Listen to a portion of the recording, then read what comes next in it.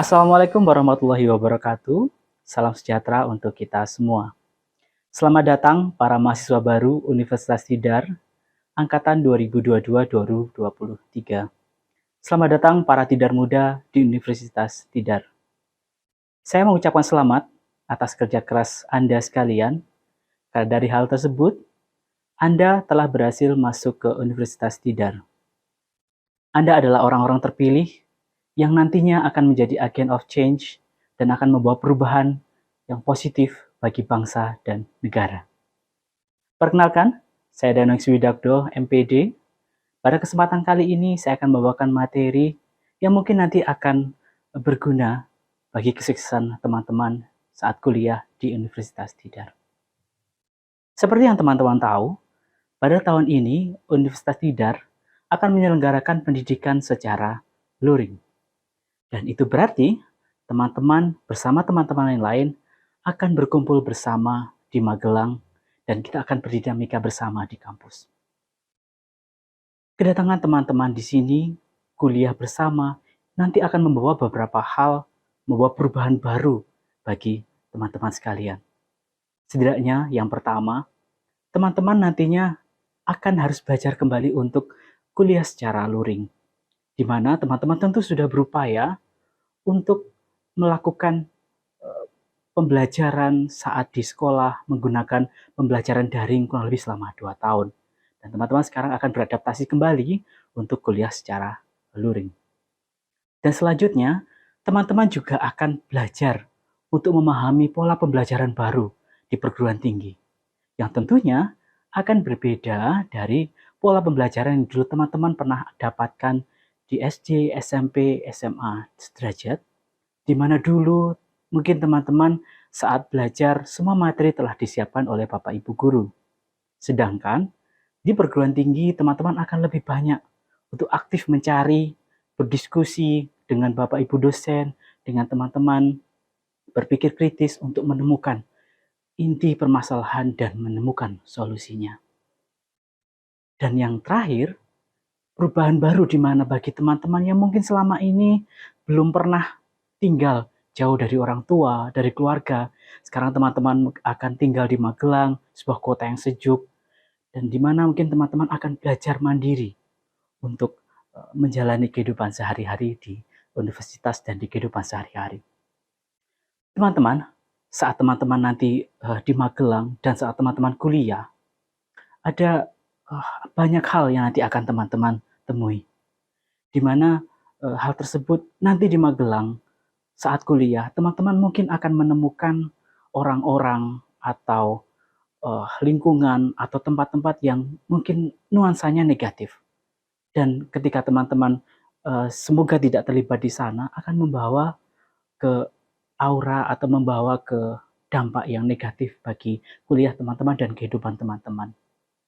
Namun juga di Magelang banyak tempat-tempat yang akan membawa teman-teman menuju nuansa yang positif, akan membawa teman-teman ke dampak yang positif. Seperti universitas, perpustakaan, tempat ibadah, dan lain-lain. Nah, pilihan sekarang ada dalam diri teman-teman. Apakah teman-teman akan lebih fokus kepada tempat-tempat yang membawa aura positif, dan kemudian teman-teman akan sukses dalam belajar dan kuliah untuk mencapai masa depan teman-teman, atau sebaliknya. Teman-teman, untuk bisa sukses nanti saat kuliah di Universitas Tidar, ada beberapa karakter yang bisa mendukung teman-teman untuk bisa sukses di sini. Dan nanti akan, seperti yang bisa teman-teman lihat di layar, terdapat beberapa karakter. Yang pertama, takwa kepada Tuhan Yang Maha Esa. Ini tentu sangat penting. Dengan teman-teman takwa kepada Tuhan Yang Maha Esa, teman-teman akan bisa terhindar dari hal-hal yang negatif dan selalu terjaga agar tetap berada dalam lingkungan yang positif. Yang selanjutnya adalah kemampuan untuk selalu berpikir kritis, untuk tidak mudah percaya, untuk selalu berusaha mencari tahu sedalam-dalamnya. Selanjutnya adalah kemampuan untuk bersikap mandiri. Seperti yang teman-teman tahu, sekarang teman-teman sudah ada di Magelang, tinggal di Magelang, yang mungkin beberapa teman atau sebagian besar teman-teman itu berpisah dari orang tua, sehingga teman-teman harus mandiri. Itu memang butuh adaptasi, namun proses itu adalah sebuah proses yang akan menyenangkan dan akan teman-teman kenang sampai tua nanti. Selanjutnya, teman-teman harus pandai berkomunikasi, harus kreatif dalam menyelesaikan segala permasalahan atau menemukan hal-hal baru untuk menyelesaikan segala problem yang ada di masyarakat. Teman-teman juga harus percaya diri, karena dengan percaya diri maka teman-teman akan mudah untuk bisa membuat orang percaya juga kepada teman-teman. Teman-teman juga harus mudah beradaptasi, di mana teman-teman di sini akan berhadapan dengan teman-teman yang baru, dengan lingkungan yang juga baru. Setelah yang tidak kalah penting adalah karakter itu selalu peduli kepada siapapun. Nah, teman-teman, saya ingin memberitahu satu hal. Teman-teman di sini beruntung sekali tinggal dan mendapatkan pengalaman belajar di Magelang. Magelang adalah kota yang sangat sejuk dengan lingkungan yang sangat menyenangkan, orang-orangnya juga sangat care dan peduli dengan satu sama lain. Nah, pola-pola seperti itulah yang tetap juga harus teman-teman terapkan di kosan ataupun di perguruan tinggi saat bertemu teman-teman dan kolega. Pedulilah pada orang lain, hindarilah sifat acuh tak acuh. Karena dengan itu, teman-teman nanti akan lebih mudah dalam menjalani kehidupan. Nah, teman-teman, ketika teman-teman masuk di Universitas Tidar, terdapat sifat atau karakter yang menjadi ciri khas dari Universitas Tidar. Itu adalah kepanjangan dari kata Tidar itu sendiri. Yang pertama, T, tangguh, adalah sikap atau nilai yang menunjukkan bahwa teman-teman itu harus menjadi pribadi yang sukar dikalahkan, kuat, dan juga handal. Sukar dikalahkan di sini bukan berarti teman-teman dalam tanda kutip ngeyel, mau benar atau salah. Melainkan kalau teman-teman yakin, pertahankanlah. Namun kalau salah, akuilah dengan kesatria. Yang selanjutnya, I, integratif. Yang bermakna teman-teman harus menjadi pribadi yang jujur, objektif, konsisten, dan juga konsekuen. D, dedikatif, yang menanggung makna teman-teman nantinya harus menjadi pribadi yang mau mengabdi untuk masyarakat, bangsa, dan negara. A, aktif, yang bermakna teman-teman harus menjadi pribadi yang giat, dinamis, dan juga bertenaga. Dan terakhir R, reaktif, yang menunjukkan bahwa teman-teman adalah pribadi yang tanggap, fast respon, dan tidak bersikap masa bodoh. Sikap-sikap inilah yang teman-teman harus miliki, karena ketika teman-teman nanti berada dan sudah berkuliah di Universitas Tidar, teman-teman akan memiliki pola seperti yang terlihat di layar, bahwa nanti teman-teman di sini akan melakukan tindakan kegiatan yang bernama pendidikan, ada penelitian, dan juga pengabdian. Pendidikan berarti teman-teman akan belajar di kampus, memahami materi, dan juga saat belajar di kampus, saya beritahu teman-teman, tidak ada batasan. Ilmu itu sudah sangat mudah untuk dicapai. Dan ibaratkan kalau dalam kata, the sky is the limit. Jangan hanya terkurung untuk tahu bahwa pendidikan itu hanya di kampus, melainkan carilah ilmu dari mana saja. Dari lingkungan sekitar dan bahkan sampai ke luar negeri. Banyak rekan-rekan mahasiswa yang sanggup berprestasi sampai menembus luar negeri, pidato di PBB, dan itu mungkin dan itu bisa teman-teman lakukan, dan saya yakin di antara teman-teman nantinya akan berhasil dan mampu untuk mencapai itu. Selain pendidikan juga ada lagi penelitian, di mana teman-teman nanti akan meneliti, menemukan problem-problem yang ada di masyarakat dan menemukan solusi kreatif dari masalah tersebut. Dan yang terakhir, pengabdian, di mana teman-teman nanti tidak hanya berkutat di wilayah kampus saja, melainkan juga teman-teman harus menerapkan ilmu untuk membantu menyelesaikan permasalahan-permasalahan yang ada di masyarakat. Menjadi mahasiswa, teman-teman, sekali lagi, tidak hanya tentang membicarakan diri sendiri, tetapi juga kita harus bisa menjadi mahasiswa yang bermanfaat untuk masyarakat dan lingkungan sekitar. Ada beberapa pesan yang mungkin ingin Bapak sampaikan kepada teman-teman. Kelak ketika teman-teman sudah kuliah, jadilah mahasiswa yang open-minded, yang terbuka, tidak membeda-bedakan teman ataupun lingkungan berdasarkan suku, ras, agama. Hindari itu. Cintailah sesama, munculkanlah sifat tolong-menolong dalam konteks yang positif, dan juga sikap tenggang rasa. Begitu juga pola-pola lain yang juga harus teman-teman miliki, sikap peduli kepada orang lain. Teman-teman juga tidak lupa harus menghargai pendapat sesama. Di kampus, perbedaan pendapat itu adalah hal yang normal, hal yang wajar, teman-teman. Jadi ketika teman-teman nanti berdiskusi, menemukan pendapat teman yang berbeda dari pendapat kita, it's okay, it's a normal. Marilah kita berpikir untuk kita cari persamaan di antara dua pendapat, lalu kita cari tahu jalan tengah dari pendapat tersebut. Dari situ kita akan bisa mendapatkan insight baru, mendapatkan pemikiran yang baru. Seimbangkanlah juga hak dan kewajiban teman-teman dalam kehidupan sehari. Jadilah mahasiswa yang sukses. Dan menjadi mahasiswa teman-teman tentunya tidak luput dari yang namanya problem-problem seperti stres, problem-problem seperti kejenuhan, atau problem mengenai kesehatan mental. Dan itu normal teman-teman. Karena setiap manusia tanpa terkecuali itu pasti mengalami. Pertanyaannya, apakah yang mengalami stres itu hanya dialami oleh gender tertentu, pria sajakah atau wanita sajakah? Ini saya akan menampilkan sebuah data yang menarik.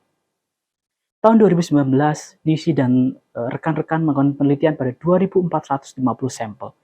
Hasilnya, 27,93% laki-laki itu lebih punya kecenderungan atau lebih mengalami problem kaitannya dengan kesehatan mental dibanding wanita yang hanya 16,74%. Kelihatan ya bedanya teman-teman? Dan ternyata laki-laki itu justru lebih mudah atau lebih berpotensi untuk mengalami permasalahan kesehatan mental. Kenapa ini bisa terjadi? Jawabannya ternyata teman-teman, karena laki-laki itu adalah pribadi yang susah untuk menyampaikan pendapatnya, susah menyampaikan pikirannya, dan susah untuk melakukan dalam tanda kutip curhat. Bagi sebagian lelaki, terkadang menangis itu adalah sebuah aib. Menangis itu menjadi hal yang memalukan. Padahal, menangis ketika kita sudah selesai melakukannya, mungkin itu akan membuat kita menjadi lebih lega, lebih plong, dan lebih rileks. Nah, berbeda halnya dengan wanita, kenapa data tersebut menunjukkan wanita lebih sedikit mengalami problem kesehatan mental, karena wanita lebih mudah ketika ada problem sedikit dia curhat dengan temannya, cerita dengan temannya. Dan kemudian itu membuat dia menjadi lebih nyaman, lebih enak dalam menjalani hari. Kalau mungkin masalahnya membuat dia sangat sedih sampai menangis, ketika selesai menangis, dia menjadi lebih tenang dan lebih nyaman. Oke, ketika sudah mengalami masalah-masalah, Anda mungkin berpikiran, apakah aku mengalami problem kesehatan mentalkah atau seperti apa? Bagaimana cara mengetahuinya?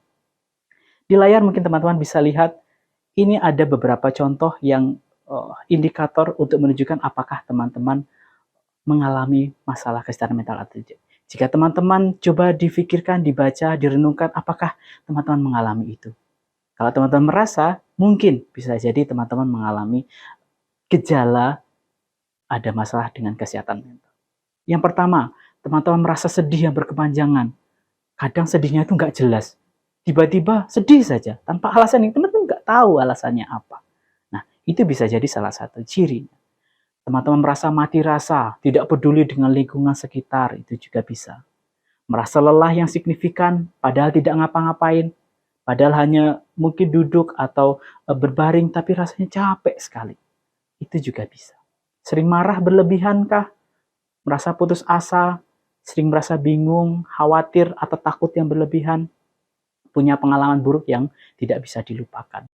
Ada lagi teman-teman ketika teman-teman merasa delusi, tidak bisa membedakan antara mana yang nyata dan mana yang tidak. Nah, ini sudah termasuk teman-teman mengalami masalah dalam kesehatan mental. Kalau teman-teman mengalami kesulitan untuk berkonsentrasi, nah itu juga tanda. Merasa takut, khawatir berlebihan, perubahan suasana hati yang drastis, awalnya ceria, tidak tahu kenapa tiba-tiba jadi murung, cenderung menarik diri dari lingkungan sosial. Ketika teman-teman mengalami itu, mungkin teman-teman sedang ada problem.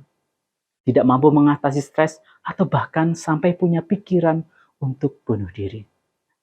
Ketika teman-teman mungkin merasa mengalami hal-hal yang tadi, segeralah untuk mengetahui, mencari tahu, dan kalau memang memerlukan bantuan, bisa mencari bantuan pada para ahli. Oke, ketika teman-teman sedang mengalami masalah kesehatan mental, apa yang harus teman-teman lakukan? Bagaimana strateginya? Di sini ada beberapa strategi untuk bisa menjaga mental health teman-teman. Yang pertama, Sadari bahwa kecemasanmu adalah hal yang wajar. Maksudnya apa? Maksudnya adalah mungkin saja dalam ketika kita menghadapi sesuatu, ketika teman-teman saat mau tes dulu di perguruan tinggi, teman-teman cemas, merasa takut, pahami bahwa itu adalah hal yang normal, teman-teman. Terkadang masalah itu menjadi berat karena kita sendiri yang membuat masalah itu jadi berat. Ketika kita membuat pikiran itu jadi lebih terbuka, maka kita bisa menyelesaikan masalah itu.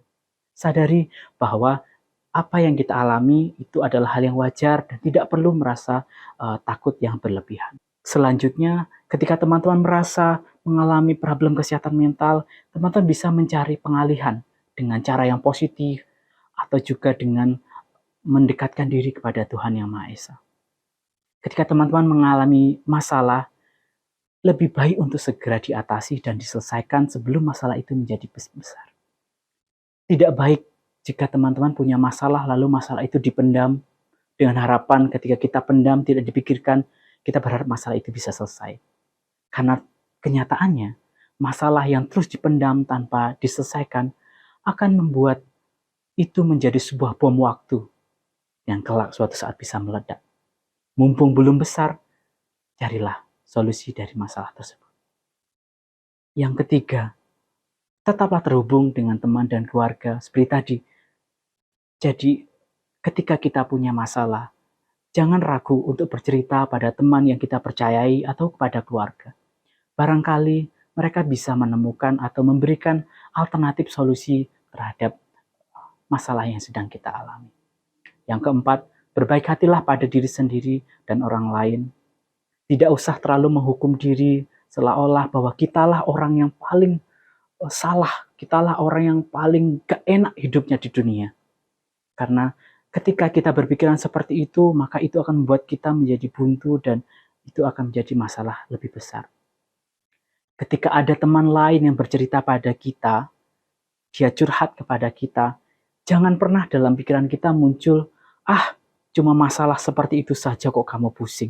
Itu kan gampang sekali. Jangan. Karena sekecil apapun masalah itu bagi kita, bisa jadi masalah itu sangat berat bagi orang lain. Begitu juga masalah yang ringan bagi orang lain, itu bisa jadi masalah yang sangat berat bagi kita. Jadi tetaplah untuk menganggap ketika ada orang yang curhat pada kita untuk tetap kita bantu dengan semaksimal mungkin tanpa kita meremehkan masalah yang sedang dialami. Selanjutnya, kurangilah media sosial jika sudah mengarah pada toxic activity. Kurangilah media sosial ketika teman-teman merasa sudah 24 jam dihabiskan untuk media sosial. Atau teman-teman ketika melihat orang lain jalan-jalan, atau orang lain punya sesuatu, teman-teman merasa iri, merasa panas hatinya. Itulah tanda-tanda teman-teman sebaiknya kurangi media sosial. Stop dulu. Banyak influencer atau orang-orang hebat di luar sana yang dia bahkan stop media sosial, dimatikan.